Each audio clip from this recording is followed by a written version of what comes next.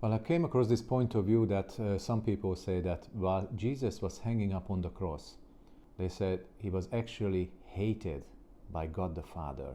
Is that true? Well, they bring up usually the messianic chapter from Psalm, which is chapter 22, and famously quoting Jesus' last words, where he shouts out, my God, why have you forsaken me?" So this is clearly referring to the distance that now he has from his Father, because before, this was the only time ever Jesus is called his Father, my God, instead of my Father. Because of course he called him God while he was talking about him to other people, but when he was talking to him, he's always called him Father. And so whoever has heard these expressions, they knew that he was talking about the book of Isaiah, that talks about the suffering servant, the coming Messiah, and how he will suffer, how he will be scorned, and how he would be mocked, how his hands and feet would be pierced, how he would be numbered among the transgressors, and how his clothes will be cast lots upon.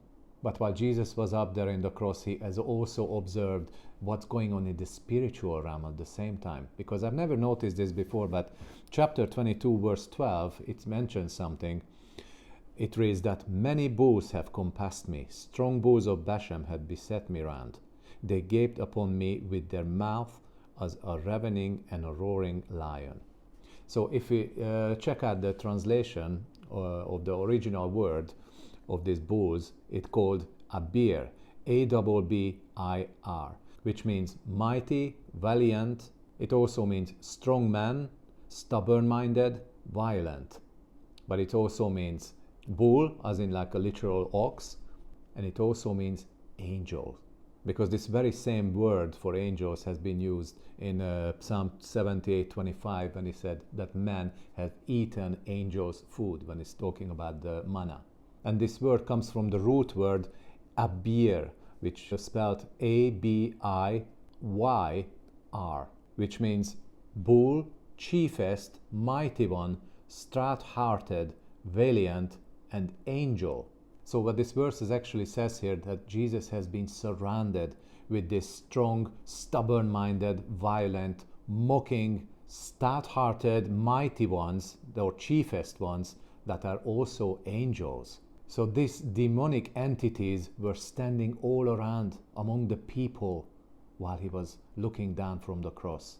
And of course, apart from the extreme physical suffering that he has suffered, we mustn't forget he had also suffered by absorbing all the sins of humanity.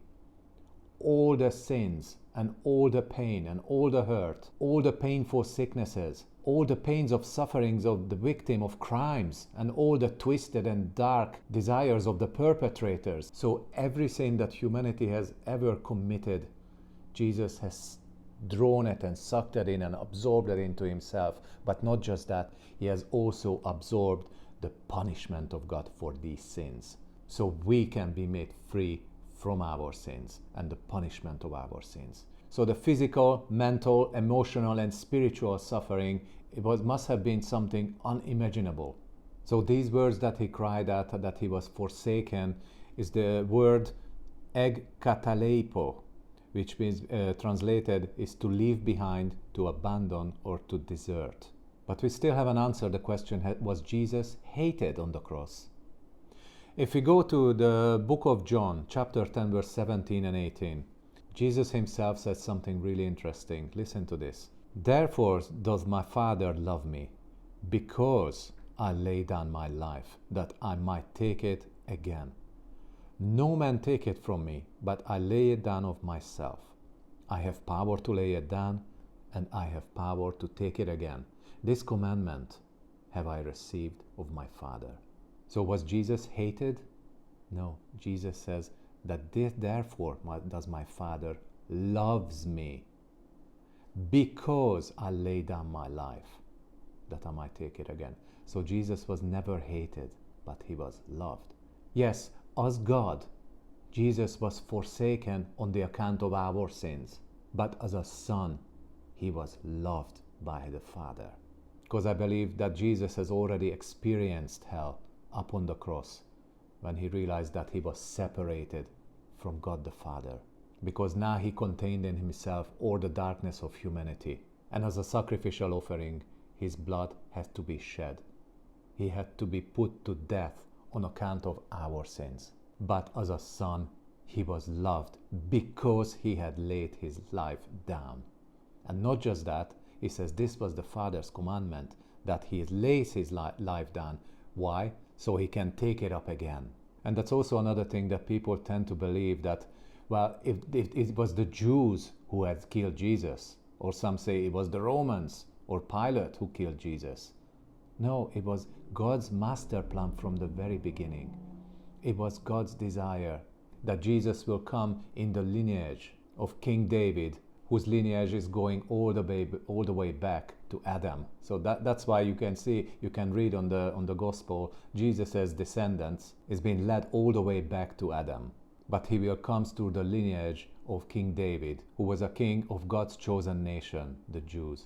So Jesus has came as a Jew of Jewish descent, but at the same time to be punished and be killed by the hands of his own people. So it wasn't a coincidence, and it wasn't like, if things would have played out differently, if the political situation would have been different or the social situation would have been different. No, it was God's plan from the very beginning, so that the prophetic words could be absolutely fulfilled entirely. So Jesus couldn't have even been stoned to death, which would have been the lawful thing to do for Jews under the Mosaic law. But he was killed in a Roman way. He was killed in a way that pagans kill criminals. So whether the Romans or the Jews have put Jesus to death is a futile argument, because that was God's will from the beginning. And even Jesus himself said when he was talking to Pilate in John 18:36, where he says, "My kingdom is not of this world. If my kingdom were of this world, then would my servants fight that I should not be delivered to the Jews." And he also said to Peter in Matthew 26:53 that, "Don't you think if I asked my Father, he could have sent me like 12 legions of angels?" And we know that angels are extremely powerful beings, because we can read in the Old Testament that one of them actually killed 85,000 soldiers overnight. So they're pretty efficient of dishing out God's judgment if they need to be. And having 12 legions of those appearing, it would have been quite a significant force to face. So his death wasn't something that could have been preventable, and it wasn't something that came on by human will. Jesus said, "No man can take it from me, so no man can kill me. I lay it down for myself." And why? So I could take it back again. And this was the commandment I received from my Father. This is why he said to the Pharisees that, "Destroy this temple, and in 3 days I will raise it up." So already then he was prophetically telling them what's going to happen. So was Jesus hated upon the cross? No. He was absolutely loved by the Father because he laid his life down. So we can be restored and be part of the Father, be part of the Son. Like Jesus says, just as we are one, the Father and I, so they can be one with us and in us. And that was the whole purpose of him going on the cross. That was the whole purpose of him suffering unjustly, innocently, so he can make the way back and reconcile us and restore our image like sin has never happened. Cool, isn't it? God bless you all. I love you all. And we'll see you in the next video.